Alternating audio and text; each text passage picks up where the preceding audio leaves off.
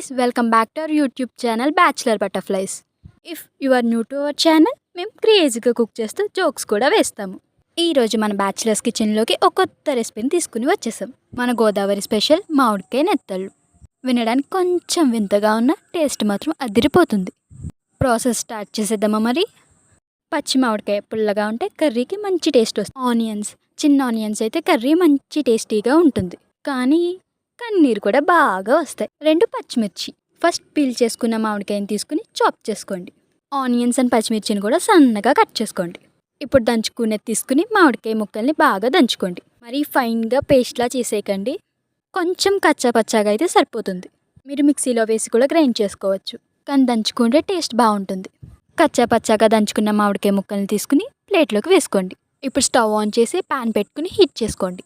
Pan heat అయ్యాక 2-3 spoons oil వేసుకుని కొంచెం హీట్ అవ్వనివ్వండి. ఇప్పుడు సన్నగా తరిగిన ఆనియన్స్ అండ్ పచ్చిమిర్చిని ప్యాన్లో వేసుకుని ఒకసారి కలుపుకోండి. ఆనియన్స్ అంతా మగ్గేంత వరకు సిమ్లో పెట్టుకుని కలుపుకుంటూ ఫ్రై చేసుకోండి.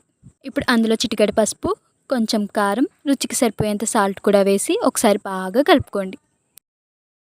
అందులో 1 స్పూన్ అల్లం వెల్లుల్లిపాయ పేస్ట్ కూడా వేసి కలుపుకోండి. ఆనియన్స్ అన్నీ మగ్గిపోయాక వాష్ చేసిన నెత్తళ్ళు వేసుకుని స్లోగా కలుపుకోండి. ఇప్పుడు అందులో దంచుకున్న మామిడికాయ ముక్కలను కూడా వేసుకుని స్లోగా కలుపుకోండి. ఇప్పుడు అందులో నెత్తళ్ళు మునిగేంత వరకు వాటర్ వేసుకుని లిడ్ క్లోజ్ చేసేయండి. మాకైతే ఒక పెద్ద గ్లాస్ వాటర్ అయితే పట్టింది. మధ్య మధ్యలో లిడ్ ఓపెన్ చేసి చెక్ చేసుకుంటూ ఉండండి. స్పూన్ పెట్టి కదపద్దు, అలా చేస్తే నెత్తళ్ళు విడిపోతాయి. స్లోగా మాత్రమే ప్యాన్ని కదిలించండి.